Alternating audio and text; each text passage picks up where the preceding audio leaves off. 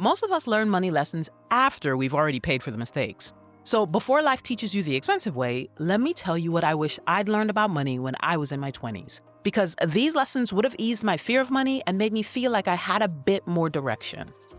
Number one, money has two very real sides, the logical and the emotional.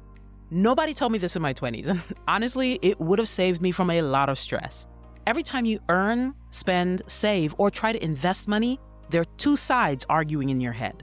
One voice tries to be sensible. Let's budget, let's plan, let's think ahead. But the other voice are your feelings. You worked hard, you deserve this, just buy it. And if you're not aware of that inner tug of war, it's so easy for the emotional side to win. Because the truth is, it's really hard for us to connect with our future selves, but it's insanely easy to understand what we want right now. But money doesn't just move numbers in your account.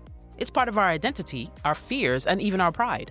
When I was younger, I didn't understand that managing money isn't just math, it's self-control, it's emotional discipline, and it's an opportunity to decide what you want to do with your life, even if you're not quite sure how you're going to get there. And when you see that contrast up close, when you realize that income alone doesn't make anyone financially stable, and money doesn't just happen to you, it completely changes how you look at your own paycheck. Suddenly, your salary isn't just money coming in, it's a tool that gives you the chance to build towards something instead of just reacting and fixing the messes your emotional side creates. Number two, your circle matters way more than you probably realize. It took a few years into my 30s before I fully understood how deeply the people around me were shaping my habits, my goals, and even my idea of what normal looked like. You probably don't think much about it, but your environment silently defines your standards. If everyone around you is spending, flexing, upgrading, or living a lifestyle a little outside their actual budget, you'll feel pressure to keep up, even when it doesn't make sense for your situation. And the dangerous part is lowering your lifestyle below what your friends or family expect can feel like you're failing. It can feel like you're losing status or stepping backwards or not doing as well as everyone else. But that feeling is just ego pretending to be logic. Nobody tells you this when you're younger. But you can lower the appearance of your lifestyle long before you ever have to lower the actual quality of your life. And that's one of the smartest money moves you could ever make. Cutting back on the things that look good from the outside, clothes, nightlife, unnecessary upgrades, trying to impress people, can actually protect the things that matter on the inside: your savings, your peace of mind, your long-term goals, and your freedom. In your 20s, it feels like everyone is watching you, but truthfully, people aren't paying as much attention as you think. No one cares as much about you as you do. They're too busy worrying about their own image. If I could go give my younger self advice, it would be this: don't let pressure make financial decisions for you. Don't let your circle set standards you can't sustain. Surround yourself with people who aren't just living loudly, but living wisely. Because who you hang around doesn't just influence your spending, it shapes your future. Number three, nothing is guaranteed, but everything is an option. One thing life eventually teaches you, usually the hard way, is that nothing is guaranteed. Not your job, not your salary, not your health, and not even your ability to wake up tomorrow and go to work like everything is normal. When I was younger, I thought consistency was automatic. I assumed that as long as I kept showing up, money would keep flowing in the same way. But life doesn't operate on promises. It operates on reality, and reality can change overnight. That's why being prepared isn't optional, it's survival. An emergency fund is more than a financial strategy. It's peace of mind. It's not pessimism, it's responsibility. The younger you are when you accept that life can flip the script without warning, the faster you start building a cushion that protects you when things get shaky. This is possibly the one piece of advice I will always give: build an emergency fund. I didn't realize when I was younger just how much of my anxiety came from not having enough money set aside. But once I built a decent-sized emergency fund, I just slept better. Even as I was still working my way through debt, I knew I had the capability of protecting myself from some of the financial attacks that could end up at my door. But the part we don't emphasize enough is while you should plan for a financial emergency, you also have the ability to simply make more money. You have options, and your earning potential is one of your greatest superpowers. You're not stuck with the income you have today. You can learn new skills, change industries, start a side hustle, build something of your own, and position yourself for opportunities you can't even see yet. That realization is powerful. It means you don't have to fear change, you can take advantage of it. You can prepare for the worst while still aiming for the best. you can protect yourself from life's unpredictability while also choosing to grow beyond your current limits. Don't assume life will stay the same, and don't assume you will either. Build safety for the days when everything feels uncertain, and build skills for the days when opportunity finally knocks. Number 4, increasing your income is way better than cutting down spending. Let's talk about those opportunities a little bit more. People love repeating the advice that you should cut your spending if you want to build wealth. And yes, that's true. You can't get ahead if every dollar that comes in goes right back out. But something I wish someone had drilled into my head much earlier is cutting spending alone won't make you wealthy. It'll help you survive, but it won't help you grow. The real acceleration starts when you focus on increasing your income. There's only so much you can cut. You can cancel subscriptions, stop eating out, reduce unnecessary expenses, but eventually you hit a wall because you have to eat. You have to put gas in the car and you have to pay rent. You can't cut your way to freedom if you're only earning just enough to scrape by. Saving feels good, but earning more gives you options. It gives you breathing room and it gives you leverage. This is one of the few money regrets I have. When I was younger, I treated income like something fixed, like all I could do was get that 5% cost of living increase from work and then reduce what I spent and repeat for the next 40 years.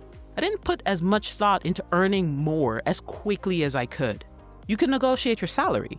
You can learn a new skill that pays better. You can start a side hustle. You can create something once and earn from it over and over again. And every extra dollar you bring in is a dollar you can save, invest, or use to build something bigger.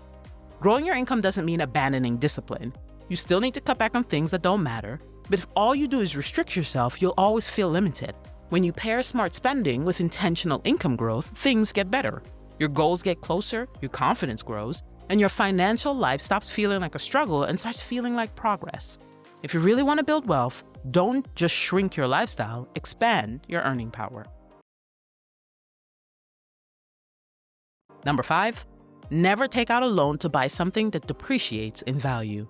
Easily one of the quickest money lessons I learned. I don't ever want to be paying for something that continues to lose value. This sounds simple, but in your 20s, and I'd argue even into your 30s, it's incredibly tempting. You see something you want, a car, new furniture set, even clothes, and credit makes it feel instantly affordable. But what nobody tells you is that when you finance a depreciating asset, you're stifling your future self by having to pay for a past decision. The moment you walk away with that item, its value starts dropping. Cars lose thousands the second they leave the lot. Phones become outdated in a year. Clothes fade, wear out, or stop being trendy. Yet the loan you took to buy them doesn't shrink with the item. In fact, it grows with interest. You end up paying extra every month for something that's worth less and less with every minute that passes. It's like running on a treadmill financially. You're putting in effort, but you're not getting anywhere. The math is even worse when you think about debt on top of depreciation. You could still be paying off a thing long after it's broken, outdated, or simply no longer useful. If someone had told me this in my 20s, I would have rethought so many easy purchases. Debt is more than borrowing money. It's borrowing from your future. And when the debt is tied to something that's losing value, you're essentially draining your future pockets for something that won't hold any value when you're done paying for it. Only use credit for things that grow your wealth or maintain your stability. Look, when you're in your 20s, you might actually need to finance a car because you don't have any money and you just graduated from college. But don't go out there and buy the biggest luxury sedan just because it's your dream vehicle. No, it's for stabilization. It's to get you to work, so get the most reliable, cheapest car you can get into, and your future self will thank you. Number 6, experience over material things.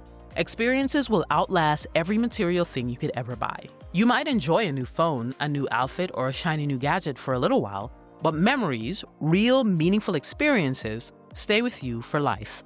When age catches up and time passes, it's not the things you own that replay in your mind, it's the moments you lived. Yeah, that iPhone might have been cool at the time, but I promise the pictures you took with your friends on that hike will mean more to you in 10 years than that iPhone ever will. There's real science behind this too.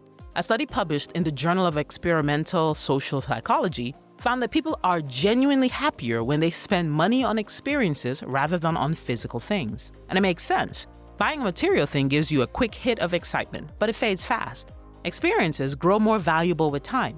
A trip with your family, a concert with your friends, a weekend adventure. These moments turn into stories, inside jokes, and memories you can smile about years later. The tricky part is that it's incredibly tempting to keep up with what your friends are buying, especially with social media constantly showing you everyone's highlight reel. It becomes a cycle of chasing things that never actually make you happier. So the next time you feel the urge to spend, consider what that same money could create for you in terms of memories. Maybe it could take you to your favorite entertainer's concert. Maybe it could help you visit the place you've always dreamed of or volunteer with that group that makes you smile. In the end, experiences enrich your life in ways material things never could. Your 20s are this wild mix of opportunity and uncertainty. It's a decade where you're figuring out who you are, what you want, and how you want your life to feel. It's the perfect time to explore your interests, try new experiences, and enjoy the freedom that comes with youth. But it's also the best time to quietly lay the foundation for your future financial success. Looking back now, these are the things I wish my silly, clueless 20-year-old self had known. Not just about making money, but about building financial freedom and creating a life that actually feels rich. When I say rich, I'm not talking about yachts, designer labels, or million-dollar houses. I'm talking about building the kind of wealth where you can breathe, where you feel safe, where your money supports your life instead of stressing you out thinking you're one mistake away from disaster.